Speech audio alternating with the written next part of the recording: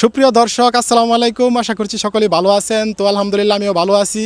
তো চলে আসলাম এরকম এক ব্যক্তির সাথে দেখা করতে, যার সাথে দীর্ঘদিনের সম্পর্ক, দীর্ঘদিন ফোনে কথা হয় কিন্তু দেখা হয় না। তো আজকে চলে আসলাম ফাইনালি তার সাথে দেখা করতে।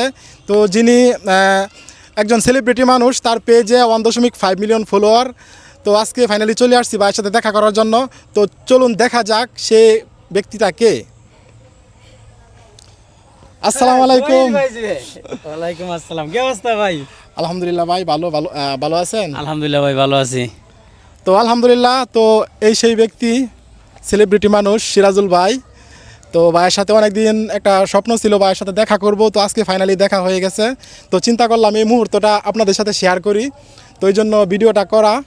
তো আসলে এরকম ভাইয়ের মতো অনেক অনেক ভাই আছে যাদের সাথে দীর্ঘদিন কথা হয় কিন্তু দেখা হয় না, কারণ এক একজনের বাড়ি এক এক জায়গায়, অনেক দূর দূরান্তে।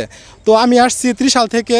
তো ভাইয়ের বাড়ি হচ্ছে ফুলবাড়িয়া, ভাই কিন্তু তার শ্বশুর বাড়িতে বেড়াতে আসছে। তো ভাইয়ের সাথে কথা বললাম, পরে ভাই বললো ভাই চলে আসেন, আমরা দেখা সাক্ষাৎ করি।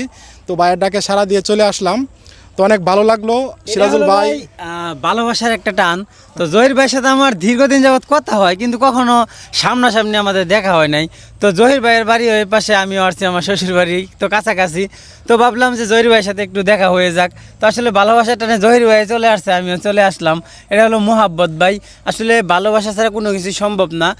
আমাদের ভিতরে একটা ভালোবাসার সম্পর্ক ছিল বিদায় কিন্তু আজকে আমরা দেখা করতে পারলাম। তো আমরা আজকে আছি কিন্তু সুন্দর একটা মনোরম পরিবেশে ব্রহ্মপুত্র নদের পাড়ে। তো এখানে যে পরিবেশ, যে ভিউ ভাই, আসলে এখানে আসলে আপনার যত মন খারাপই হোক না কেন, মনটা ভালো হয়ে যায়। তো আমাদের মন তো এমনিতেই আজকে অনেক বেশি ভালো, কারণ জহির ভাইয়ের সাথে দেখা হয়ে গেছে। তো যখন একসাথে হয়ে গেছি তখন প্রকৃতি আর মনের যে একটা ভাব ছিল, দুইটা মিলেমিশে একাকার হয়ে ভাই আমাদের মনটা অনেক বেশি ভালো হয়ে গেছে।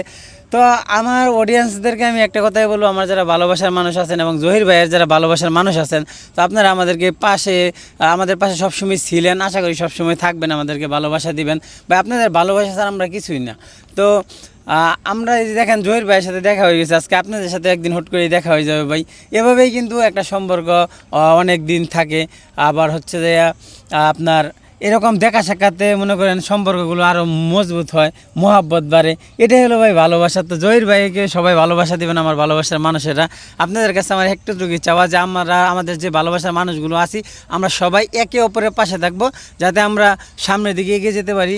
এই ফেসবুকে আমরা ভালো কিছু করতে পারি। ফেসবুক কিন্তু সুন্দর একটা মাধ্যম আমাদের। তো আমরা কিন্তু সব কিছুর পাশাপাশি এই ফেসবুকে কাজ করতে পারি। এখান থেকে মোটামুটি যা ইনকাম করতে পারি আমরা, চাকরির পাশাপাশি। আমি সবাইকে বলবো যে চাকরির পাশাপাশি ভাই এই ফেসবুকটাকে বাঁচে নেন।